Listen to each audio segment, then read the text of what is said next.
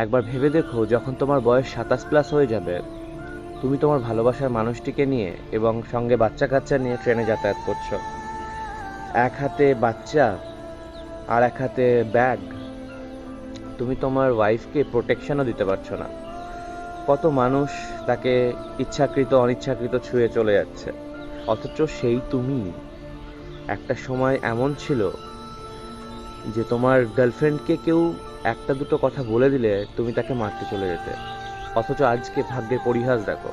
তো আমার বলার বিষয় এটাই, যে 17 বছর বয়সে যেটা আমাদের করার দরকার, সেটা আমরা গিয়ে করি 27 বছর বয়সে। আর 27 বছর বয়সে যেটা করার দরকার, সেটা গিয়ে আমরা করি 17 বছর বয়সে। আমি কি বলছি বুঝতে পারছো? ভালোবাসা। তো দেখো, ভালোবাসা কিন্তু কন্ট্রোল করার জিনিস নয়, বাট টিনেজার্সদের এই সময় ভালোবাসাটা টপ প্রায়োরিটিতে থাকে। মানে তারা লাইফ, ক্যারিয়ার এই সমস্ত কিছু ভাবেই না। তাদের লাইফে তখন একটা জিনিসই ম্যাটার করে, নাকি ভালোবাসা। বাট 99% ক্ষেত্রে দেখা গেছে কি না, আমাদের প্রথম ভালোবাসা যেটা হয়, ভুল মানুষের সাথে হয়।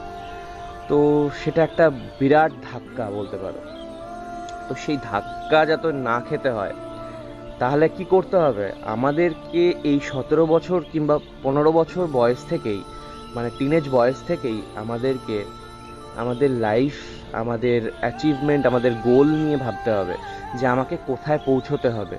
সেই টার্গেটেড জায়গায় তুমি পৌঁছতে পারো, সেজন্য তোমাকে ফোকাসড হতে হবে। তাহলে কি না, এইসব ডিস্ট্র্যাকশনগুলো থেকে তুমি দূরে থাকবে। এই সমস্ত ডিস্ট্র্যাকশনস আসবে, বাট কি না তুমি ওভারকাম করতে পারবে, যে না, তোমাকে তোমার লক্ষ্যে আগে পৌঁছতে হবে, তারপর এইসব জিনিস।